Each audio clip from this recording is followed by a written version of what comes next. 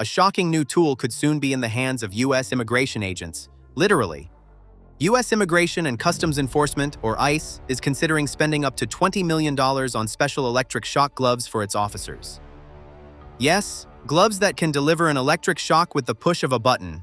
The device is called GLOVE, short for Generated Low Output Voltage Emitter. And according to a Department of Homeland Security procurement notice, ICE could soon make what is expected to be the largest purchase yet from the company that manufactures them. So how exactly do these gloves work?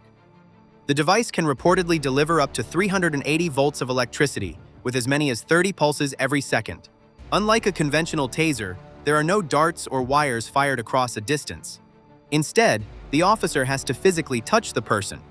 The gloves are designed to deliver a shock when they make contact with exposed skin, typically around areas such as the wrist or elbow. And the stated purpose? Pain deterrence. In other words, the shock is meant to make a person comply. The gloves also contain built-in microprocessors that record when the device has been activated, potentially creating an electronic record of their use. But this is where the controversy explodes. Civil rights groups, including the American Civil Liberties Union, are sounding the alarm.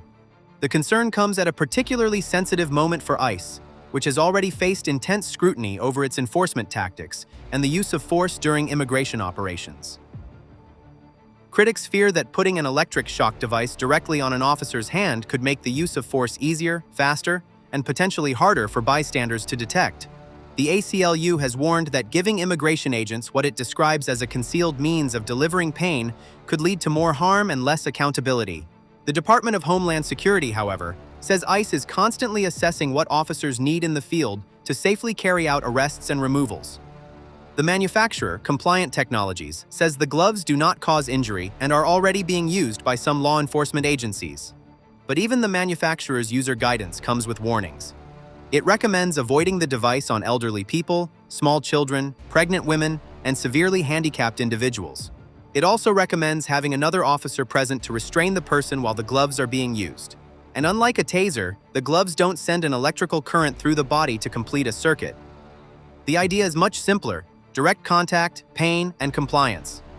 The device is reportedly being considered for officers working in ICE's enforcement and removal operations, responsible for arrests, detention, and deportation, as well as Homeland Security investigations.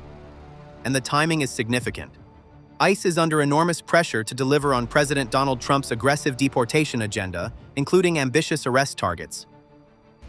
That means officers are operating under intense political and operational pressure, while critics are already questioning how force is being used. Now imagine that pressure combined with a device capable of delivering an electric shock from an officer's own hand. That is precisely why this proposed purchase has triggered such fierce debate. ICE says it needs tools to keep officers safe.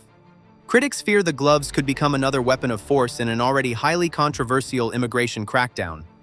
And if the purchase goes ahead, one thing is certain. The next phase of America's immigration enforcement battle may be fought with a button on a glove.